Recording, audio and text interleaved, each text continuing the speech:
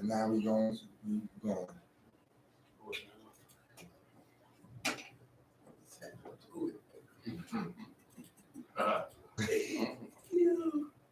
starting. We got the S.STREET Media joining up. It's 8:43 p.m. Yeah. Call settings. New voicemail. Dial +1 805 637 7243.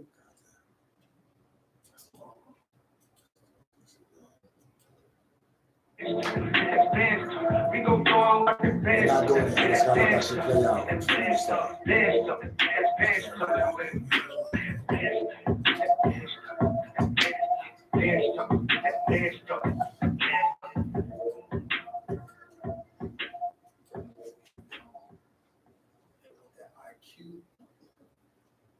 Okay, so we going.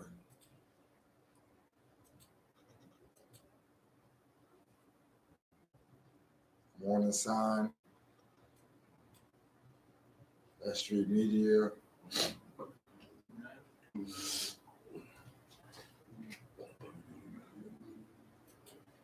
go, y'all. Episode 4. Let's go. The countdown is happening. Wait, pardon me. I'm sorry. I gotta stop. I apologize. Episode I 4. gotta open this. I'm gonna shout it.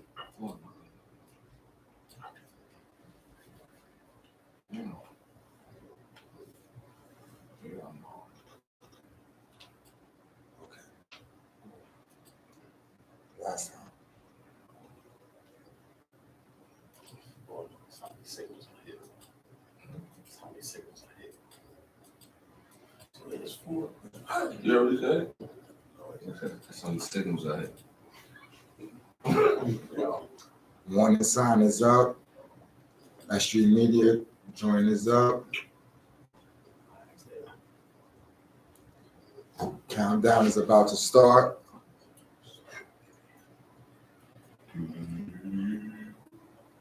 8, 7, 6, 5, 4, 3, 2. The sign is up.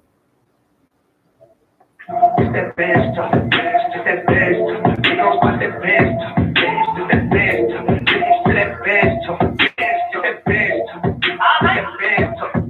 I'm feeling like Curry, but he had 3, I'm feeling like John, you can't call me John Chris, jumping in bank, being the same. You more like a Bobby, you never played. I'm feeling like Giannis when he in the paint, more like Embiid, I'm bringing the pain. Get that best talk, playing like a starter, we still gon' watch that best talk. Big step on the court, yeah, that bad walk. Girl step, hero on it, he can fight lead. At the garden, I'm gonna always have my seat at the bed. So, carry with the handle like a handle.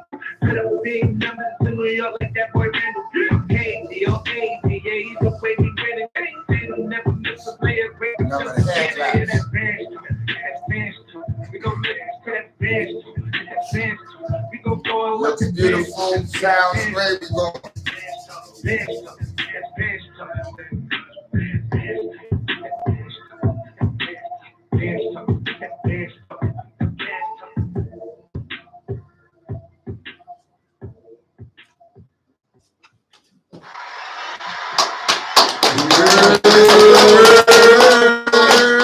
Right, let's go, fellas. Let's go. Once again, it's on. What's up, world? What's up, world? You are now tuned in to Bench Talk 718. We are your hosts. I'm your boy Ty. This is Mo. This is Var. We'd like to start off the show, get business out the way. Big special shout out to S.STREET Media. Appreciate you for giving us the platform to do what we do. Always. Shout out to our engineer Math. You know it's always love. Appreciate you, brother, man.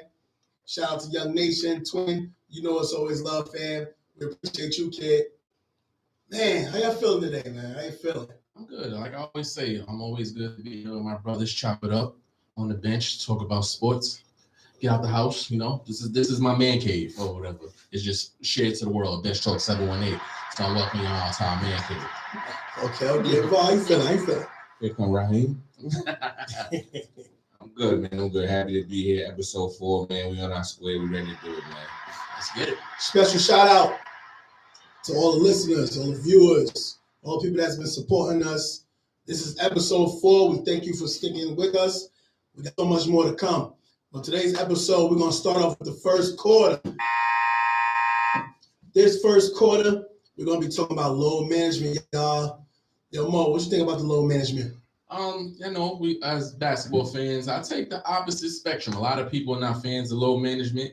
Me personally, I get it. I don't have a problem with load management. You look at all right. So let me give you for instance. Look at Kawhi Leonard. He got bashed by the San Antonio Spurs. They said he was faking an injury and everything. Threw him through the mud. Sat out the whole year. Traded him. Sat out. Won the championship. So that year of him sitting out, rehabbing, load management. That equaled the championship. So now, that not saying that set a tone, but that's one example of how load management can be good. It's not all just bad. So give us another example. I'll give you another example. Load management. Well, let's not get it confused. Some people think load management is guys just coming into the gym and they just walk in like, I don't feel like playing today. That's not what load management is. Load management is coming from the higher ups. It's not the players. So you got your GM, you got your coaches, whoever these analytic guys are. They're saying, hey, you played 4 games in 5 nights. I think you should rest the 3rd game. Now, that 3rd game might be a TNT or ABC game that you wanted, that you circled or you called out to watch. But it's just time for that person to rest their body, 82 games. So it's just their time for them to rest. So let me ask you guys a question. If you went to work and your boss said, hey, I'm going to pay you today, but you don't got to do nothing, just say it. What you going to say? No, let me work. Let me do what I got to do. Yes or no? Yeah. Exactly. You could look at it that way, but I'm looking at it from the view of the fan, right? So me and my kids, we saved up. We got tickets to the game. We come to see the Nets prior to the trade versus give me a team, any team. Nets versus LA. Let's Nets versus Lakers, right? Okay. No Kyrie, no KD, no LeBron. Who wants to see that game? Like, we're a fan of the sport, but also, if I feel like if you're able to go, you should be able to go. You raised a good point in saying, let's keep it a buck. We call it work all the time. Absolutely. Nobody goes to work every day. Nobody loves it. Like, I don't want to say that. Some people love their jobs, right? Right. So I want to say the people in the NBA, they love their jobs, right? Because how many people we got in the NBA? Roundabout 30 teams, 15 guys. Anywhere between 350 and 400 guys. Of the best players in the world. Right. They have a special skill set, right? So they should be handled differently, is what you're saying. Absolutely. I get that, but at the same time, I feel like it's being milked at the same time. Because if we're in New York, we're in Atlanta, we're in LA, I might have went out. I might have had a section, I might have partied, I might have had a good time. And now I'm just tired. I don't want to play. So now I'm going to say, because I played 2 to 3 last games, I don't want to play now. I feel like it's cheating the game.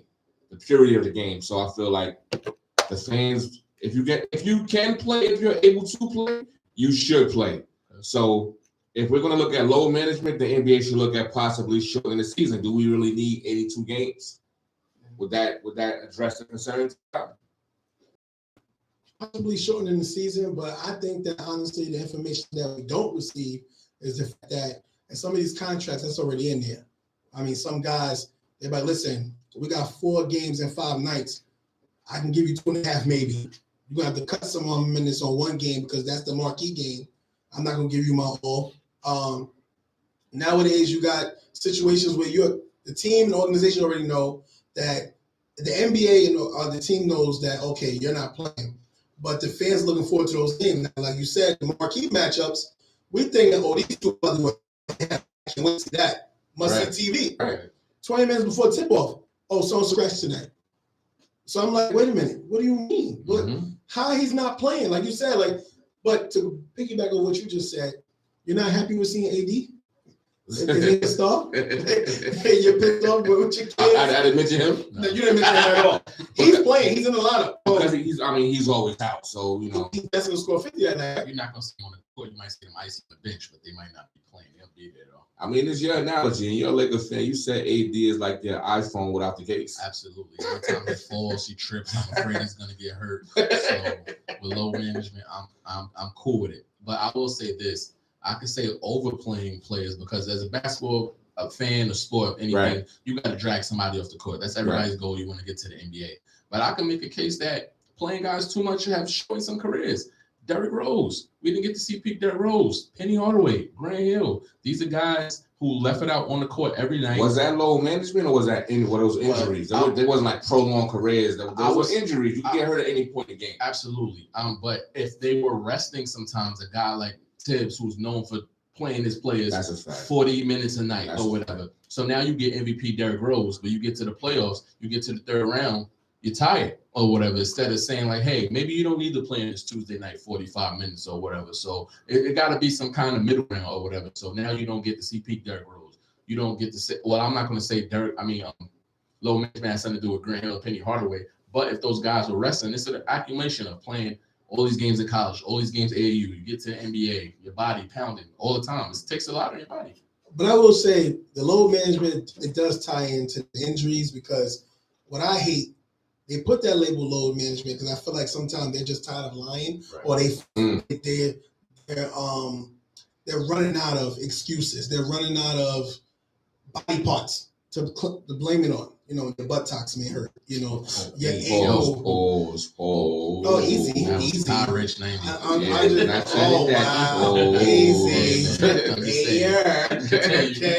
Anyway, like any little bit, a toenail, like, you know, then they be like, you know what, we're not saying anything. The fans are watching. Low management. Then they'll say, you know, he just came back off an injury. He played back-to-back games. Now we're gonna rest him 3 games. They said we're managing. Why is butter though? Anything. Them players, y'all didn't see Shaq getting massages and all that kind of stuff. That stuff happens. Like, hey, it happens. That they showed it on TV, on NBA TV. So whatever you want to say, crack the joke, whatever. But at the end of the day, like I said, low management, that's just put out there for the world, like it's low management. Then when they ask the in-depth question to the coaches, no, we just want to manage the ankle. We said it was a little soreness this morning around shoot around. You know, we're just gonna, you know, monitor it, give them the night off, be ready for the next game. But that same ankle that's supposed to be hurting, that's the same kid dancing on the sideline when a highlight goes on. Like, so if you hurt, you can't play, why you up dancing, jumping around? So he's sitting down. It's contractual stuff too. I know the NBA is talking about implementing a certain amount of games to like qualify for all NBA teams to like win MVP. Like you have to play like maybe 56 to 60 games a year to be like the leading scorer, everything, so you can qualify for that. But it's a difference between load management and rest. So I would say load management, somebody like Kawhi Leonard who's coming off a devastating injury. These guys are Ferraris. So you got to maintenance. You don't drive your Ferrari every day to and from. You're going to beat it up. Still hurt?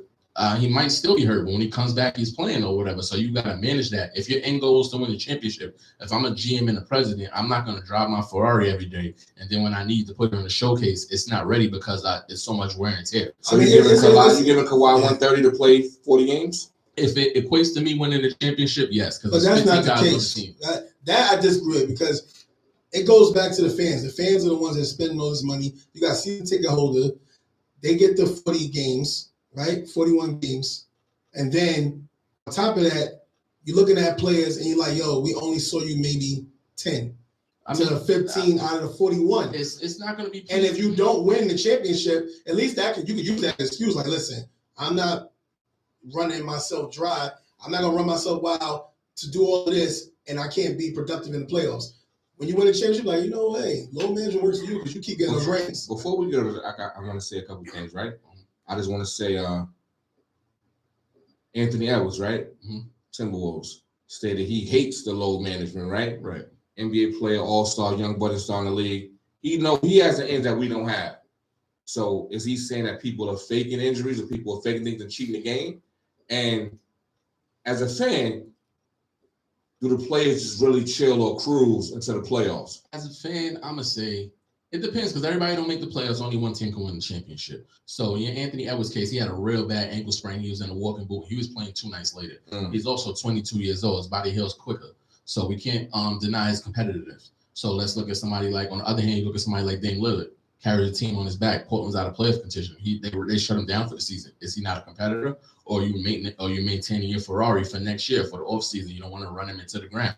So it's a give or take. So let's say you rest the players on. They're not bringing him no help. What they arrest him for? I'm just saying you don't want him to get hurt. You want him to turn an ankle playing in a meaningless game. So let's shut him down. So like let's say you rest him on the road. So then it's like, well, I only get to see him play one time a year. You rest them at home. Oh, I'm a season ticket holder. I don't get the same play. So you're never going to make everybody happy. Question, did Mike get hurt his first or second year? He broke his foot. And what did he say? They tried to rest him, right? Right. They put him on a minute restriction, right? Absolutely. But he still played, right? He played. Why? Because he loves the basketball game. Let's get back to it. Let's get back to the love of the game. I'm not going to say these guys don't love the game. These guys, it's a business. Mike wasn't making $200 million. I mean, the end goal is money at the end of the day. You can't put a price on it for some people, but Mike came back and he got swept. If you want to put it in those terms. So, I mean, he could have got something to play the whole season anyway, but I feel like if you're capable of playing, like if you could go to work, go to work. If you could perform, you should perform. Don't cheat the game. You started playing the game because of your love for the game, right? Right. So if I'm making $100 million and I don't really have to play, am I going to really push myself to the same point as if I was trying to get to that goal? You have to ask the players that. I want to see, and I'm preface this by saying I want to see the best players at all times, right, from the start of the season to the end of the season. But if I don't get to see my favorite player on a Wednesday night at 7:00, I'll be okay. If it's every week, if it's every year, then I got a problem with it. But if it's once or twice, but if in the 82-game season, you shouldn't be sitting out 10 to 15 games for rest. If you're hurt and you're maintaining an injury, I understand that. But if it's just rest, nah.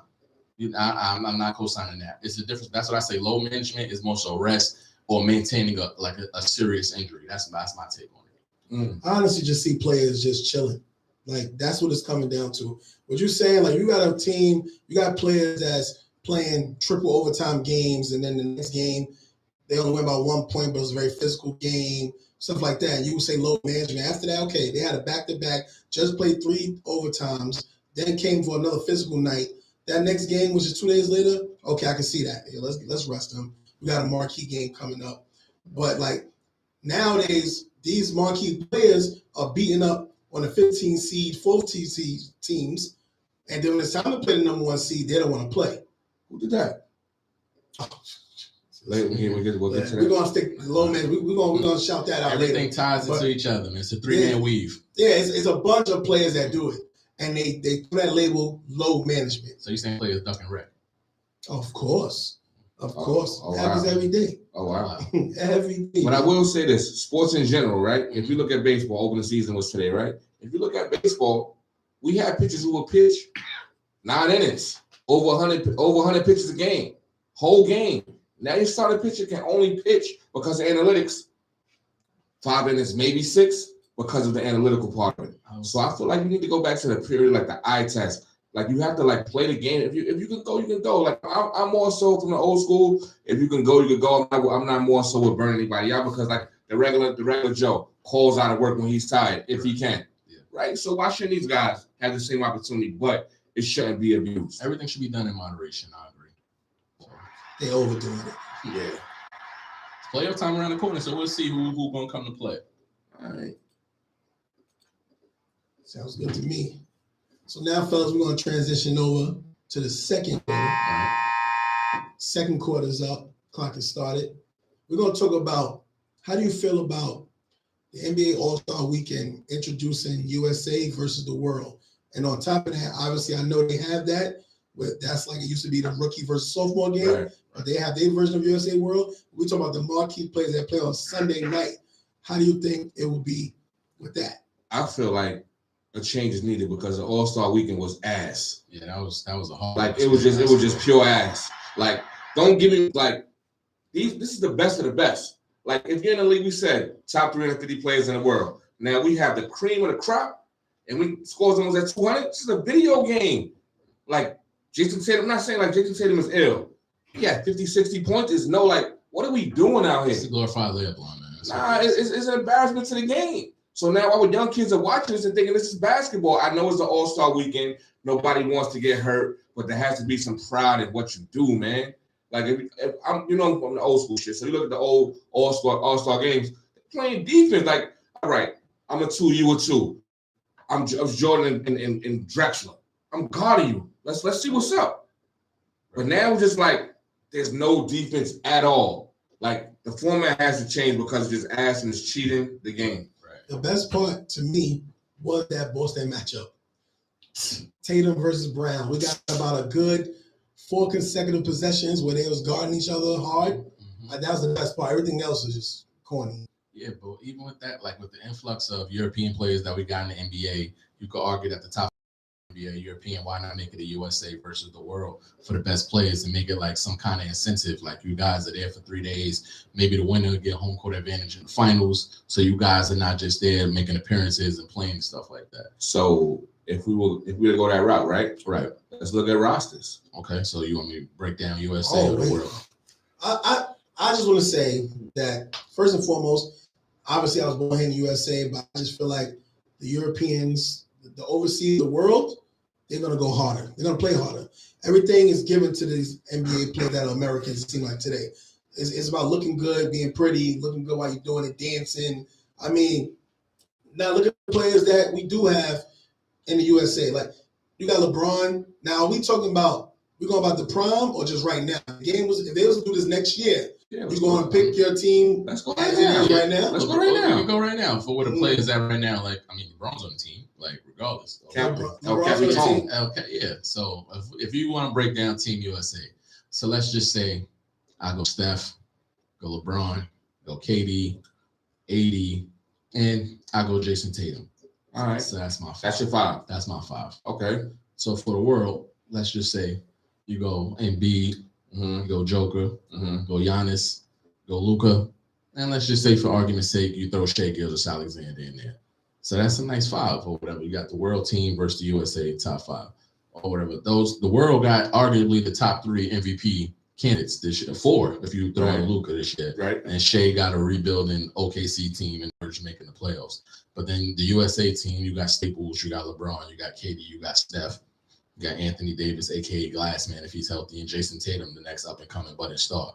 So if you got these guys, if you're not going to play for pride or for your country, something like that, just for pride against the guy who's supposed to be better than you. So I like the matchups. I mean, I'm on my Rocky 4. USA, working out in the woods. I'm like I told you in episode 1. Like I stand strong on my biases. I am solely Team USA. Like I know the world has a lot of talent, they have a lot of budding stars, but I'm going with the game started here. It was created here. I'm going with those guys because I feel like when it comes down to it, they're going to win. And I mean, when it comes to like the Olympics, I root for my home, USA. But just to give a rebuttal towards what you just said, I mean, like Giannis is playing harder than anybody on the floor. That's a fact. That's number 1. All the time. Joel Embiid, there's no answer for him. Like, who's the center for the USA? You have to go with Anthony Davis. He might not even play. So we can't even Joel put might not AD play. in there. No, Joel will play. Bad. Come on with these speculation. We saying everybody's going to play. Low management. We got no low management. You got to play. You got to play. USA versus the world, right? But then you got the world have size. Like then you come off the bench. You got players for the USA or whatever. But Karl Anthony Towns, I don't respect him because you're going to need size against the world. The world has size. You got Kristaps Porzingis. You got Rudy Gobert. Like they got size. You got who's the other guy? I'm not jacking Gobert. We got Sabonis. Gobert for rebounds? I'm not jacking him at all. I think the USA plays for it Chris depends. Paul him. So it depends on where you're playing at. Like a ill twist, I think you would do. Let's just say when the world, like if they were home, you would have to play FIBA rules. And if Team USA was home, you could play NBA rules. Because we see sometimes recently, going back to our 92 and our 08 Dream Team, our more recent USA teams struggle when they go play FIBA, whether it's the basketball, whether it's the rules, smacking the ball out of the rim and stuff like that.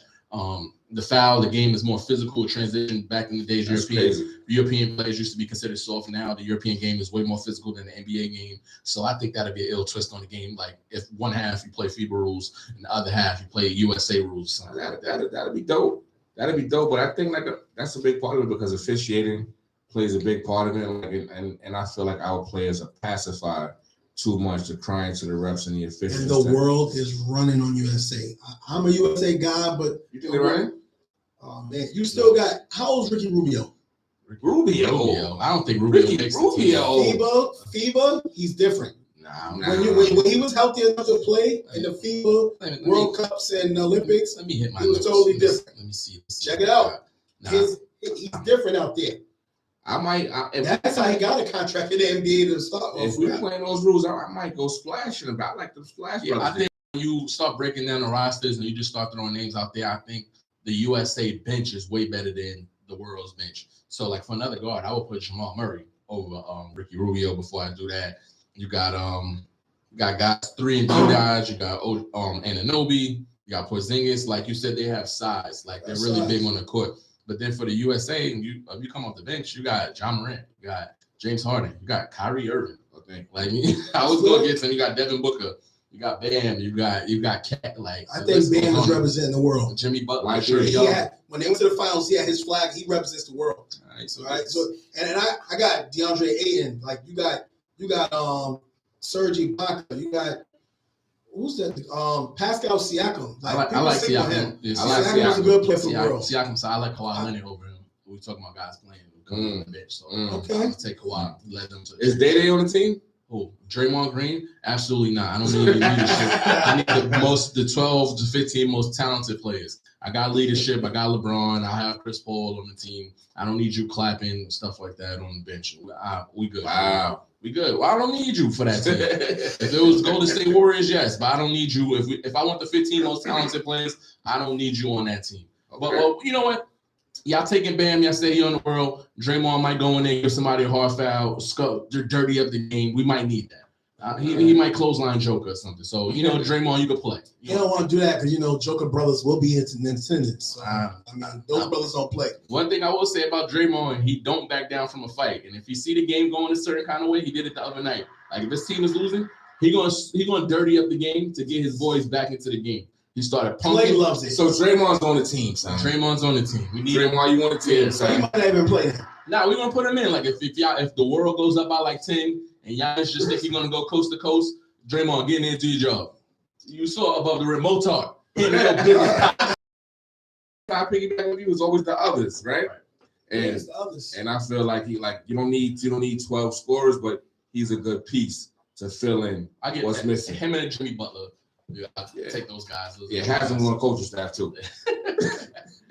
But I think that'd be ill just to watch those guys play. Just like it all comes back down to competing or whatever. Like, don't make money the incentive. Just say that you won. Have bragging rights. You know what I'm saying? Just to say, hey, I bust your ass. Like, have some pride. I don't like games and these cross matchups. If I see Kyrie and Steph play against each other, I don't want to see you standing in the corner guarding Wiggins. Like, y'all two guard each other. Like at some point in time in the game, I want to see the best players go at it. And that's what's lost in the game. This is not football. You play both sides of the ball. I agree. So if you had to pick a winner, who you guys roll with? I told you I'm Rocky IV. Team USA? Yes. Team USA, Ty? I'm going to roll with the upset. Okay. Wow. Is it an upset? What's the upset? You got because you said USA, they got about 3 starting lineups, right? Yeah. You said they bench is way better than the world. So, Giannis going to play damn the whole game. He ain't going to be tired. I don't see him tired. Is his brother on the crew? He could be. Brother? Yes. Absolutely. He's going to be a cheerleader on the bench. Right? He's still do the same thing he doing in the NBA. Chair, pick his boogers. That's what he does. Package deal. It's a package deal. You got to have the brother. Selling your role. Know your role, man. I think it'll be a real good competitive game. The USA got like a lot of nice young up and coming guys too. I didn't mention Jaylen Brown. I didn't mention. But can they play together? Brandon Ingram. I think sometimes when you put all that talent together on one team, we see it doesn't always work. That's where the leadership comes in. So I think on that team, I make LeBron play point guard. You don't have to score. Who's coaching your USA team? Who's coaching your world team? So it has to be international coach and it has to be a USA coach. It should be. So off the top of my head, Ray Popovich's world. I just want to. Why is he world? USA though. Huh? He's a USA guy. No disrespect, Pop is the hunkiest of the hunky. Like he got to be on. He's not from another country, but represent USA. I'm not too sure. I know the Spurs organization. They scout very well in the European market. That's how you get your Tony Parkers and your men. Because he's the best at managing the world. Right. But that's why I got Greg Popovich. But you're not playing D'Antoni then? No. I need defense in the world. I want the world to lose. Nah, I need defense. Who's in that? Not Doc Rivers. Would you let Steve Kerr coach that USA team? I would put him on the staff. Steve Kerr. I like Spoelstra. I would put Steve Kerr. I don't think LeBron would like that pick. I don't think LeBron would like that pick. Spo. He won twice with Spo. That's the problem. That don't mean I can as your head coach. Why not? I mean, I might have to go with Kerr. Kerr and Spo if I had to take two guys. And Doc, I don't know. Doc is a perennial loser, so I don't know if not the team. Let him coach the world team. Something like that. Nah. We got Popovich. We got our guy. We got Becky Hammond. I'll let you take Pop. All right. So you're taking the Spurs coach staff. Let's bring him back. Becky come back. You know, our homeboy who got in trouble. What's his name? Boston. Ooh. Let's forgive him and bring him back to the Oh, coaching Ime. staff. Ime Udoka. Udoka. Bring him back. He was a good part of the coaching staff. I'm a roll with Team USA. We get dirty up the game. They're more talented. And top to bottom, I just want to see them compete. And But them European players are dirty. Do y'all forget that? When the USA teams went over across seas, they was complaining about how dirty the players are. That's what I'm saying. So that's where you throw Draymond in the mix or whatever, the dirty up the game. That's one guy. And Jimmy Butler. We see Jokic can get dirty. Giannis can give you a nice little bow. Jokic and Luka are the two biggest complainers in the NBA. If they don't score, Luka and Jokic are the biggest complainers in the NBA. Everything is a foul. They're in the ref face every play. Like, it's ridiculous. Everybody cries or whatever, but I do want to see that USA versus the world. That would be nice. But USA is definitely the whole team's crybabies. I'm sorry. I think it'll be like for the NBA, it'd be good for like you marketing the world game. I think it would be a good way to market the game. Maybe have the game like you said. Let's move the game to Mexico City or something like that, or somewhere else. Like, let's have I know it's the NBA. Go down to Jamaica. Why not? Like make it in a sense of like the NFL. NFL used to be Honolulu or whatever, so the guys might be more inclined to play if it's in the tropical place. Like, let's go to Europe. Let's make the break 2 weeks or whatever, so everybody gets their rest for low management if you don't make the team. So let's make the break. They already got a nice break. Yeah, so their final game was like on Monday. That's why the guys don't want to play. It's like, so now I got to go to All-Star Weekend for 4 or 5 days. You got to make appearances. So let's put it somewhere cool. Bring your family. Brooklyn. Make it 2. No. Make it 2 weeks. And go to the Bahamas, something like that, and play. That's good idea. Yeah, y'all hearing these ideas?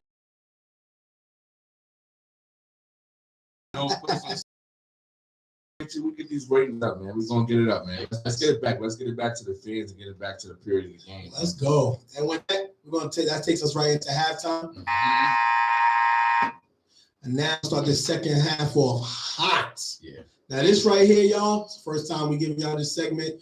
This one's about to go crazy. We got a lot. It's no excuse. We got a lot to let on. We ain't debating. We just blowing some steam. You know what I'm saying? So this segment right here is called "Who You Sending to the Bench." Sit Yes. ass down. Go. Yeah. So you want to give them a little breakdown of what it is, basically? So pretty much, who you sending to the bench is somebody you might have a problem with, a player, an organization, management, the media, a troll. It gotta be somebody that's it's disgusting. Anybody you want to tell them why you mad, not PC. Anybody you got a problem with, it don't got to be beef or anything. Something that irks your nerves and you want to get it off chest. We are bench talk, so part of sports is sitting on the bench. You make a mistake, somebody don't like something you do, coach, you hear that horn, sit your ass down, go sit on the bench. Sit your ass down. So me and Ty involved, we all got somebody or something that we feel like we're going to send them to a bench. This is going to be a part of the show. So y'all also chime in and think who we should send to the bench too. So with that being said, Vol, who you sending to the bench this week? Let's go. Wow. OG. Yo, I was thinking this for so long, right? So, like, who am I sending to the bench? I love the game of basketball in the purest form. I want to send the purest of the game, right? I love the actual game, right? I'm sending all these fake-ass trainers to the bench. Wow. All these fake-ass trainers, go sit the fuck down. Go take your ass over there, go to Ralph, make a right, make a left, go 2 blocks up, you're on Broadway, and let's keep walking. Just keep fucking walking. So what qualifies somebody to be a fake trainer? There's no set skills or qualifications right now. I want to say this because some of the best coaches I've ever had weren't great basketball players. So I'm not saying you have to be a great basketball player, okay, right, to teach the game. But now we have these fake folks. Oh, before I get to that, right, shout out to all the real trainers. Shout out to the guys who know what the fuck they are doing and are teaching the youth the correct way. Not only youth, but the older guys too, the pros. It's too much. The shit is watered down. Deion Sanders said it, right? Why are you working out if the shit doesn't transition to your game? So now you got to train with these kids They doing jab, jab, triple, crossover, hop over, euro, step back. What the fuck you stepping back for? It's nobody guarding you. Tell them why you mad, boy. It's nobody guarding you. Who you stepping back from? Where you I don't going? think they can hear you. Say it louder. Where are you going, son? If I'm Step back. sub, sit down. So He you said you're sit on step back. You down. in practice and it's a full court and the kid does that, he get kicked out of practice or kicked out. Your of parents too. They should know better. Get out of my What gym. are y'all doing? Like, it's messing the game up. Like, you have kids doing all this other stuff, but can't do an entry pass. They don't know the basics. You can't throw a chest pass. You can't throw a bounce pass, but you're euro stepping. Everything, Make a layup. everything is for show. Everything Use the glass. I'm not trying to be Bob Cousy. Well, I know the game evolves, right? Absolutely. But there's too many fake trainers out here taking credit and messing up the game. There's a lot of real ones, right? I'm gonna shout out to hometown. Bill, Starlight City. Came on South Shore Girls coaching staff, and was a great coach. Shout out to South Shore Girls, right? I don't even know how many, I don't know, 7, 8, 9, 10. They're rolling. Bill loves the game. My dog in the A section, Bill has phones out. He's teaching the game the right way. Is he asking for his PayPal or his Venmo or his Zelle? No. He loves the game. Growing up playing the game, my coaches were father figures, they were teachers, they were trainers. It was all wrapped in one. Shout out to Kenny P, man. Mm-hmm. Shout out to Kenny P, one of the fucking goats in New York City, man. Because not only did he teach me the game of basketball, but he was cool. We kind of blended in. P stayed fresh. You know, he stayed fresh. Somebody you could look up to, and he kept you on the straight and narrow. So now, if I come to your gym, I shot before I come. I'm not saying people should get paid for their craft, right? Everybody should get paid, right? But the Kenny P's, the Artie Cox, the Kev Jackson, the Pierres, the Derman players, all of those guys, the Dave, all those guys, they love the game. They taught the game in the first form, and because of that, you had a lot of great players, and you have people in that little transitions, right? But the fake trainers out here doing it, making fake pages, not knowing what they're doing, sick and they need to stop. So fake trainers, if you didn't hear them, I think you said it pretty loud and clear. This week you guys on the bench. So we're gonna clip that up. You know, that gotta go viral. You was passionate about that. Nah. Sit your ass down, man. Go sit down, please. Jeez. I don't even know. You good? You good? Tell them why you mad. I'm good. I'm mad because these niggas out here doing that. I got a deal, son. On my 4th album. Nah, but I feel you on that, man. But so it's my turn. Who I want to send to the bench? I want to send this new media, like this clout chasing era media, clickbaity, headlining media to the bench. And then you going to the bench for my boy Braun. As y'all know, this episode 4, if you don't know, I'm unapologetically a LeBron James fan. Every time I turn on the TV, I look at a sports clip on my phone. It's such and such says about LeBron James. The new thing is Mario Chalmers says LeBron, nobody was scared of LeBron James. They were scared of Michael Jordan. And I don't want to go into the LeBron-Michael Jordan thing because that's low-hanging fruit. But my man, if your claim to fame is saying something about somebody else, then you need to get a new claim to fame. You got to stop beef riding. You got to stop being clickbaity because it's whack. Like Queen Latifah said, Juice, only a fool would start off the way you is. It's just sloppy. It's nasty work. You probably had a 2-hour interview talking about you, and you were an accomplished basketball player. Mario Chalmers is an NCAA champion. Facts. He's a 2-time NBA champion. Facts. Hit big-time shots. The Heat won no one else championships about you. Why are you sitting down for 2 hours and the main thing that they say is something that you said about a whole nother man? Like that's kind of like iffy to me. I don't know. Like if I sit down here for 2 hours and I send this video out and the only thing you get from it is me saying something about another man, I'm looking at you funny. Steven Jackson too. You be on your Kofi, you be on your Dean talking all this Black Power stuff. Respect what you did for George Floyd, but every time like you go viral, you talking bad about somebody. Like yeah, you in the stands to snuff somebody. Like everything you say don't gotta be negative. Like you don't gotta prove you tough all the time too. Even going back to the boy did connect. Nah, you did. You rocked them. I ain't even gonna hold. I ain't gonna hold you. Like you get it in. I ain't disrespecting you in that front. But I'm saying now, as somebody who shout out to Mel Tinsley. As somebody like a younger person might look up to you. Every time you say like you enabling like the young like clickbaity stuff or whatever. All the Smoke. Shout out to All the Smoke. That's a dope show. But every time you say something about Braun, it's negative too. Bron broke the record. Oh, you can't play the next night? No, nigga, I just broke the all-time scoring record. I'm sitting out tonight. I'm chilling with my family. Do you got 38,000 points? No, you don't. You got 38,000 tweets. I'm tired of everybody hating on Bron, bro. Like 20 years. Like, and these are dudes who like got accomplishments. What are you doing? Skip Bayless. I turn on the TV. I talk about money all the time. You got a few people. Skip Bayless. You've been a journalist for 40 to 50 years. Did anybody raise your hand if you knew who Skip Bayless was before you saw him on TV every day talking about LeBron James? Exactly. Now you're talking about money. His incentive is money to go on TV every day and talk about LeBron James. Dudes is generational haters. LeBron's son played in the All-American game. You think he should be there or not? That's up for debate. You hating on that man's son now? What he saying? No, I'm not talking about him in general like this. I'm just saying now this goes out to the general public. You hating on that man's son? So you a generational hater now? Let me look at the camera. So you've been hating on LeBron for 20 years. His son is 18, 19 years old. Now you're hating on his son. That's generations of beef riding. You need to relax. Like, that is disrespectful. Like, how you a generational beef rider? Like, look at me. I'm talking to you. You sucking your teeth watching this right now. Being a generational beef rider is bad. I don't like it. It's nasty work. Get off Bron, and you going to the bench for all of y'all. My bad. I thought I was passionate. Yeah, ooh, I like this segment, man. I thought I was passionate, but damn. Nah, it's passing the ball to you, Todd. It's your turn, man. How do I top that? I don't know, man.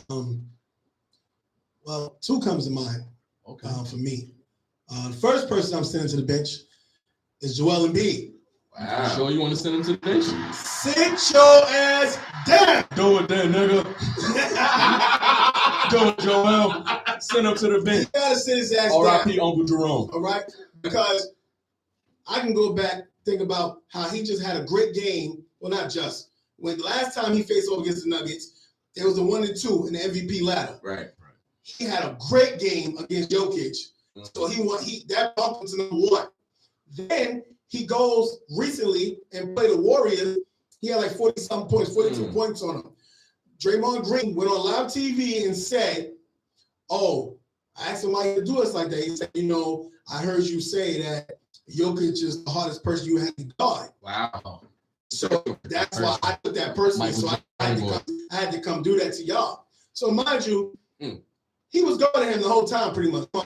So you killed Draymond Green. And 42 points, that means you look healthy to me. Yeah. 42 points, you shot 11 for like 16 from the field. Not bad. I think so. Nah, do you think? I think it's low management because now the Nuggets, everybody knows. Right. The last time you faced off against him, y'all were 1-2 on the list. Not by much, slim margin. Go at it. I was waiting for you. Jokic gonna get him now. Nice. Last time Joel stretched that boy. He's gonna have to give you a 30-point triple double. Right. Because you give it the Warriors 42, so he knows you gonna give him something. He gonna have to return the favor. Joel will not be playing tonight. Wow. Late scratch. I didn't even watch the game. Trust the process. What process? What has he done? I don't even know if he's in the arena tonight. Wow. Let alone playing the game. He probably wasn't even there. Wow. He didn't want to see him. He was scared to come in the gym. Ducking smoke. Mm. I don't agree with Kendrick Perkins on a lot of things, but that was right. You ducking smoke. Wow. Where the hell are you? Y'all the top two fighting for MVP. Show the world. I bust his ass last time. I'm going to do this shit again. I'm the man. Did he do that? No. He took his ball and he went home. Wow. That's what he did. So you took it there? That's what he did. Wow, they didn't pick me, so I took my rock and I went home. He went home. You don't want to see him. Say it ain't so, JoJo. Like, James Harden, what you had to say? Tyrese Maxey, you had something to say about that? Y'all didn't care about that? Or is it's always the next man up? Fuck that. Nah. He was supposed to be there to take all the smoke. But, whatever. I don't personally like Joel Embiid, personally. Oh, we see. Is it because he's in your conference and you are Nick? You are the Knicks. It's a little something. Okay. It's a little I'm biased. But, come on, man. You're a hell of a talent. But it's just like, he cried a lot too. So all players cry. But like him, I'm done. Whatever. His ass on the bench, okay? JoJo. He's on the bench. See you later, JoJo. Down. Now. Oh, damn. Somebody else? This one, this came home. Don't be This shy. one, Do this it one. then, nigga. This one. Okay. The next person One I'm cup. sending to the bench. Julius Randle. Wow. Wow. The unapologetic Knicks fan is sending Julius You Randle, getting the home team? the All-Star, 2-time All-Star. to Hold the on, hold on. bench. Before you get to that, you okay with this? I'm fine with it. Okay. I done made up my mind. ISO. Confirm. Stretch. Kobe. Clear it out. Clear it out. You know what that means. Julius Randle, sit your ass down on the bench. Wow. He gotta go. Listen, let me tell you something. Let me tell you something. Sunset and rain. I don't care what stretch he's been on. He had a hell of a stretch. He's a two-time All-Star while on the Knicks. His only All-Star appearances in the league, right? He was the most improved player 2 years ago. Missed the playoffs last year, and now we're bound to go to the playoffs again. He's been doing a lot of crying. He's a Knicks fan, and I'm talking to all my Knicks fans. So let me look in the camera. Hello, how you guys doing, Knicks Nation? How we doing? Woo! Next Currently the 5th seed in the East, 2 games away from clinching the playoff spot. Thank you. Julius Randle. How many times when we blowing teams out, when we got a good game, he's jolly, he's smiling. That comes with it, right? But every time he messes up, taking a bad shot, thinking that he's Steph Curry sometime, I don't know, like off the dribble, turning his back, the help defender come get the ball. Do his team be pouting? Do you see Quickly? Do you see Toppin? Do you see RJ going, oh, fuck, what are you doing? What you doing? They don't do that. They don't do that. They could be thinking like, damn, man, turn around, pass the ball. Every single time something goes wrong with someone else, he's the main one bitching. Wow. Every time. Ugh. So for me, if you're the leader, and that's the problem with today's NBA too, we don't have enough OGs on teams Shout out to Haslam. that could pull. So like Shout out Haslam. to Haslam is there for that reason and that reason only. Right now, everybody needs a team. Like my old Knicks, okay? When I'm talking about my Knicks, I'm talking about the 2012-13 Knicks, Okay. right? We was the number 2 seed in the East. We had Jason Kidd getting ready to retire. We had Rasheed Wallace, barely played, but that veteran leadership, right? You had Kurt Thomas. Like the locker room was, you had the young guys, you had the people that's named Ron Mello, you know what I'm saying? Amari, Teaching guys J.R. how to be Smith. pros. Trying to be pros. Right. And nobody had issues. Right. You didn't see nobody fighting each other on the bench. Julius Randle pissed me off so bad that I was like, are you serious? Not only is that your Knicks teammate, that's your brother. Like, you know, when you come from the same college, y'all both Kentucky Wildcats. That's a fact. How are you going? He tell you got to tech, right? But when Julius Randle going to tech, he don't stop. Now, that's one thing. I'm a Knicks fan, but sometimes you need to yank him too. Yeah. Right? Because people get yanked out of games for less. Right. He complained to the ref, I was a foul. You didn't see that. He's like, go ahead with yourself. He don't know what you're talking about. And I'm like, yo, he got the tech, right? IQ went over there, being a great teammate. Mm-hmm. He ain't snatch you up. He said, yo, bro, chill. Right. Yo, what did he do? He gave you a tech. Right. Like, calm down. He didn't wrap you up. He just tapped you like, yo, don't touch me. Okay, I've seen players go, yo, I'm good. Leave me alone. I don't need you to touch me. This dude, other teams had to get involved on the court. He be like, what you want to do? So what's up? Well, like, you doing all that because you fucked up? You fucked up. Own it. Wow. What happened after the game? I'm a true Knicks fan. What happened? To you, Julius. Did he have a post-game interview? No. He never talked about it. I don't know what happened. We don't know what happened behind closed doors. Right. We don't know if he apologized to IQ or not. IQ went on the mic. Like IQ met with reporters. Wow. So it's just a misunderstanding, heat of the moment. No, IQ. See, you're still being a great teammate. You got your feelings about it. Somebody got to do it. You know what I'm saying? Julius said that's why his ass going to the bench. Sit your ass down. Yo, Julius Randle. I'm not shocked if he don't. I wouldn't be shocked if he get traded this offseason. Wow, that's because that's a lot. That's a lot. That was passion. Everybody got their said it with their chest. That's definitely going to be implemented in everything. Shout out to IQ for balling the way you balling. All right, we just beat Miami again. How ain't nobody talking? Miami got their get back. I don't know how we played them 2 times in a row in Miami, whatever. But then they came to the Garden, took care of business. Randall went out with an ankle injury. Yeah, They Julius say been he's out healthy. for 2 weeks. He'll be reevaluated. That's around playoff time. And then Brunson pretty much sat out the whole fourth quarter. Wow. You trusted IQ because they was rolling. Yeah, so I think they'll go with the younger guy with IQ over Randall. Try to find somebody else. Paid that man this morning. Nice segment, guys. Shit, Yo, I like this one. Yeah. I like this one. Now we got to go into the fourth quarter following that. I mean, I think we should keep it here for a minute. Like I feel like you get overtime in the third quarter. I want to keep it here for a minute. Like that shit is just ill because like it's so much bullshit that go on in the game, and like as a fan, as a fan of the game, somebody who loves the game and watch the game, like you just really say, y'all really explain how y'all feel. That shit is just, I like that. You embarrass me in public, apologize in public. You maybe throw a temper tantrum on the court.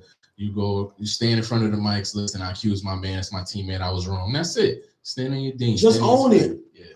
I still love you as a Knick. You know what I'm saying? Still love you. We're going to be coming out to y'all in the fan. We're going to be coming out to y'all in the streets and telling y'all going to tell us why y'all mad and who y'all sending to the bench. It's going to be street ball tournaments. It's going to be high school. It's going to be college. It's going to be coaches. It could be us. Because you might see one of us the other one to the bench. And if it's warranted, it's warranted. Own it like a man. So open to criticism. You can send us to the bench. Always down for a good debate. Hit us up, Bench Talk 718. You dig. Hey. So now we're going to transition to the fourth quarter for real this time. All right. Yo, in this fourth quarter, we're going to be talking about the transfer portal. Listen, I would be, before we get into the transfer portal and talk about college basketball, we would be remiss to not mention March Madness. We got the Final Four coming up this Saturday. You got UConn, Florida Atlantic, San Diego State, and Miami. But everybody bracket is broke. Yeah, that's for sure. But I just want to give a special shout out to Mr. New York City, Marquise Noel, Kansas State, Harlem, NYC. He put one in that tournament. Bishop Loughlin probably played himself into the NBA. 5'7".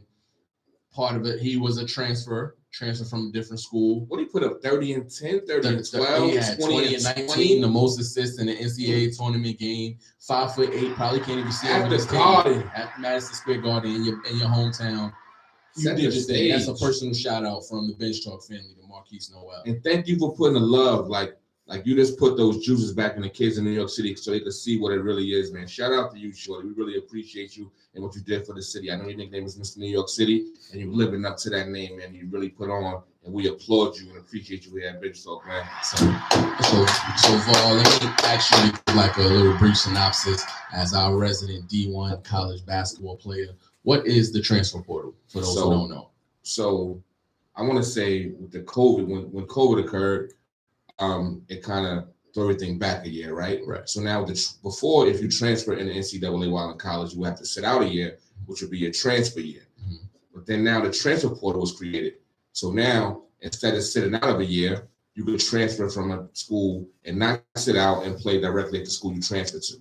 So what does this affect, right? So now if I'm a high school student coming out or a high school student athlete coming out, this will affect me because coaches can directly recruit from the transfer portal. They can recruit from junior colleges. They can recruit from prep schools. So now those high school kids are pushed to the back unless you're a stud or 4 or 5 star guy. Right. So the thing that I do not like about the transfer portal is it teaches, I feel like it's one take of it. It doesn't teach perseverance. If something doesn't work right for me, I could give up and I could go in the transfer portal and I could start over somewhere else instead of working through my issues. Right.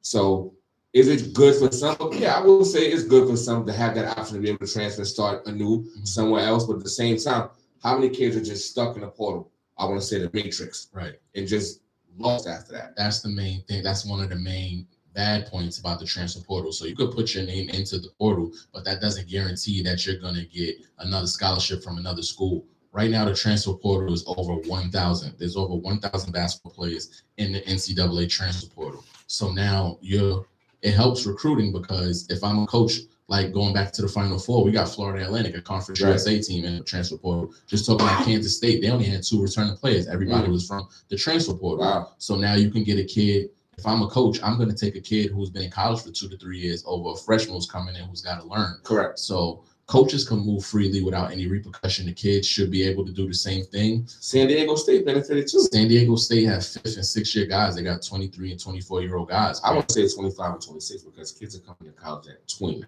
Yeah, it doesn't. Yeah, it got to be some accountability too. I think with COVID, I mean, we're still working through it. I think we should go back to the year sitting out with the transfer portal, Right? Because now it's becoming an oversaturated field. Correct. It's muddying up the game. It's good because there's no blue bloods in the Final Four, Mhm. and now the mid majors get to grandstand because the guy who might have been the 3rd best recruit at North Carolina, he could transfer to a mid major, and he's the man now. So Correct. now if you get 4 of those guys at one mid major school, you're basically building a super team through the transfer portal. Exactly. So you get guys so now you got a school like Miami that's a football school in the Final Four. San Diego State, I don't even know about the San Diego Chargers. They in the Final Four. UConn is a traditional basketball school, and then you throw in who's the other the 4th school that we got? FAU. That's the school like nobody even know. Shout out to Devin Vanderpool. He just committed to FAU from we talking about high school kid. Christ the King. Devin Vanderpool. He just committed to Florida Atlantic or whatever. So now you got a kid who's good enough to go into college. But if I'm a coach, if somebody who can take his spot that's been playing for 3 years, it's like you got to balance out what you want. So accountability is my main thing with the transfer portal. That's what I feel like with the transfer portal. I just feel like it's just when you have those guys that's coming in, they want to play right away. Right. And then you got guys that's been in for 3 years already, their senior year. You got a bunch of seniors, juniors. That's when you use it. Like, I'm not going to get no burn here. And then for the next year, I'm going to get limited time, and I'm probably want to leave. Guys don't stay in school for 4 years nowadays. So I want to get this 1st or 2nd year and maybe possibly 1st year and then go to the league. But by the 2nd, waiting to the 3rd, like, I'm out of here. Let me go somewhere I can play right now. I'm not worried about winning. I just want to show my skill set. I want to show the NBA that I'm ready. And then they move on. But I think that's what it's good for. But everything else, like you said, like, you got kids that are 18 going to college, but for you them to go against 26-year-old men, like, that's different. That's not fair at all. And the kids who fall between the cracks, that goes back to the trainers and the coaches, everybody giving bad advice. Everybody want to post pictures like, yeah, that's my guy when they're doing good. Right. But when your player, he's on his 3rd school in 3 years and he's not getting any burn, and now he's coming back home, he doesn't have a degree, he can't play anywhere, and he turns into a drill rapper, then nobody's nowhere to be found. Because nobody talks about that side of the coin. So like, nobody's teaching life skills. I mean, that goes back to your point of your Kenny Pretlows, your Audie Potts, RIP, Larry Page. Shout out to Bud and selling the whole coaching staff at Jets. Yeah. Because you guys do a remarkable job. You guys recruit kids coaches might have been over. South Shore as well. Right. All these Brooklyn schools. Shout out to you guys. We commend you guys, the Smokes, the Buds, the Cells, the KPs, the guys at Lincoln. We commend you guys because you guys are giving our kids a shot, but you guys are also teaching them further in the game of basketball. It got to be, so being a little bit younger, I think it has to be a better connect between the old and the young generation, because the kids might be more inclined to listen to a younger person, but the younger person might not have the information that the older person has. So now Eagle had a great mix of that. Absolutely. So now shout out to Eagle Academy, City Champs, absolutely. City Champs. Shout out to Eric Acker, man. Sweet City, man. Eric, shout out to you. So we got to do a better connection of the old school, new school, and the youth, because at the end of the day, the youth is getting hurt. You got the knowledge as an older person. I can relay that same information to the youth, and now we got a good circle of life. I'm looking at Eagle. You got Eugene on your bench. You got who else they got on the bench? You got Malik Booth. You got St. John's, bro, and these guys still playing, get busy in the city. So Coach now I see these guys. The head coach played at Holy Cross too. Yeah, so. And the players can relate, so it's a good mix. Shout out to you guys for giving back, man. Don't bring the transfer portal to high school, even though you got kids moving around too. Let's just leave it in college, just fix it, get it together. Any predictions on the Final Four if you just got to pick one team to win? Hold on, we'll just jump back to the PA. I'm gonna just jump back to the high school stuff one quick term. To all the old school heads out there, 271 won a city championship. 270 Rocky But to go to the Final Four, who I got, at this point, I don't know if they're picked as the favorites, but I don't know. But I'm rocking with UConn. I mean, my nephew, the Dogs, one of the top players in New York, Connecticut. I'm rocking with them Huskies, man. Yeah. I'm a Big East guy. UConn's back in the Big East. They left for a little while. They came back. Out of the teams that's left, I mean, it doesn't mean anything as the tournament shows, but I'm a roll with Miami. Miami's hot right now. They just shout out to number 11. I don't know your name. I apologize. He just had the last perfect games like Christian Laettner, 11 from the field, 5 for 5 from the free throw line. Miami's hot. They's rolling. So I'm gonna pick Miami to win the championship. Right, so we're on the same side of the bracket. Right. I think I'm going with San Diego. Wow. So we got 3 teams. All right. I think San Diego gonna shock the world. So if FAU win, we'll play that bench. We know what the hell we're talking about. Yeah, we going bench. to the bench if FAU win. We all got different choices. So the next episode, when we come back, we'll see who won the championship and who was right. Man, that was a great show, y'all. That was great. That's the end of the fourth quarter. That's the end of the fourth quarter, right? Right now, we want to talk to our supporters right now. So this is one thing we need help with, guys. So next episode will be episode 5. We just finished episode 4. We need to know which segment you want. Which segment is going to be a must? We're going to do, you got to follow us, support us on Instagram at benchtalk_718. That's the Instagram page, benchtalk_718. We're going to put a poll there. You got 3 choices. Who you sending to the bench, which we just currently did. You have old school versus new school player. We debate on old school versus new school. Or do you want us to do the live call-in? We have somebody call into the studio and we debate along with the caller. We need y'all help, man. We need y'all help us help y'all to make this show better. So like you said, tap in Bench Talk 718. Obama, Ty Rich, Vu Folk, that's our personal page. You can reach us anywhere. We interact. We like to interact with the fans. We want y'all to help us build this show. Make sure you like and subscribe our YouTube page, Bench Talk 718.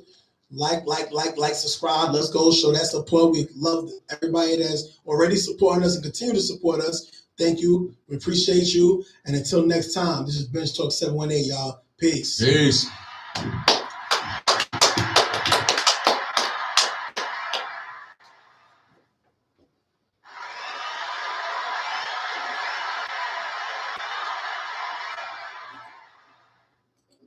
Great show. We got a shout out. Come out. We shout him out.